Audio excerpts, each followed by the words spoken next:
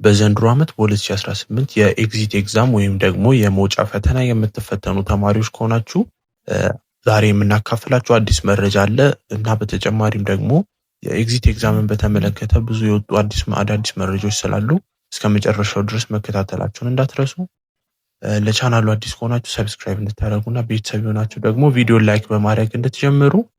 ወደ መረጃችን ስንገባ በ2018 ዓመተ ምህረት የጥር ላይ ይሰጣል ተብሎ የነበረው የመውጫ ፈተና ተራዝሟል ተብሎ ከትንሽ ቀናቶች በፊት መረጃዎች እንደተለቀቁ ብዙዎቻችሁ ጋር ደርሷል። በተጨማሪም ደግሞ ብዙዎቻችሁም ዝግጅት ካረጋችሁ በኋላ እንዴት ይሄ ነገር አሁንም ይራዘማል በጣም ብዙ ኮምፕሌኖችን እያቀረባችሁና ኢሜይሉ ላይ እየላካችሁ እንደነበረ ብዙዎቻችሁ ጋር አይቻለሁ። የጥር ላይ የሚሰጠው የኤግዚት ኤግዛም በአሁኑ ላይ ይፋ ሆኗል ማለት ነው። መቼ እንደሚሰጥና የተራዘመበትን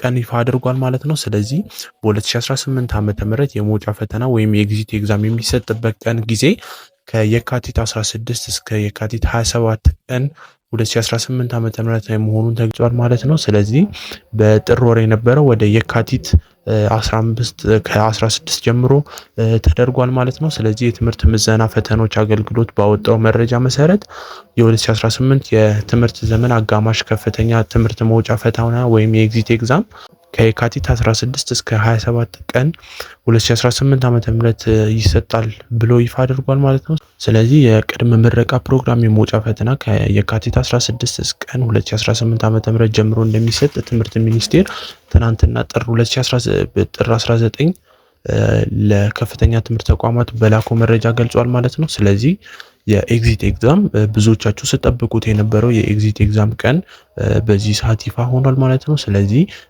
ከቀናቶች በፊት ተራዝሞ የነበረው የኤግዚት ኤግዛም ወይም ደግሞ የመውጫ ፈተና ቀን የካቲት 16 እስከ 27 ድረስ መሆኑን ይፋ ተደርጓል ማለት ነው። ስለዚህ ይህን አውቃችሁ በጊዜ የሚጠበቅባችሁን ነገር በማድረግ ለፈተናው መዘጋጀት ያለባችሁን ነገር እንድትዘጋጁ በዚሁ ሰጀስት አደርጋችኋለሁ ማለት ነው። ስለዚህ እንደዚህ አይነት አጫጭር መረጃዎችን የምታገኙበት ቻናል ስለሆነ ሰብስክራይብ እንድታደርጉና ለወደፊትም ደግሞ አዳዲስ የስራ እድሎችን በተጨማሪም ደግሞ የስኮላርሺፕ የኢንተርንሺፕ ፕሮግራሞችን በተለያዩ ሌቭሎች ለእናንተ ስለምንለቅላችሁ ቴሌግራም ቻናላችንን እንድትቀላቀሉ ዩቲዩባችንንም ደግሞ ሰብስክራይብ ብታደርጉ የተለያዩ የቴክ ኢንፎርሜሽኖችን በተጨማሪም ደግሞ ራሳችሁን ደግሞ እንዴት እንደምታሳድጉ ወደ ስራው ዓለም ስገቡ ደግሞ ኢንተርንሺፕን እና በተጨማሪም ደግሞ እንዴት ኤክስፒሪየንስ ማግኘት እንደምትችሉ ሼር የምንደራረግበት ስለሆነ ዩቲዩቡንም ሰብስክራይብ እንድታደርጉ እላለሁ ማለት ነው። ስለዚህ ዛሬው መረጃችን ይህን ይመስል ነበረ።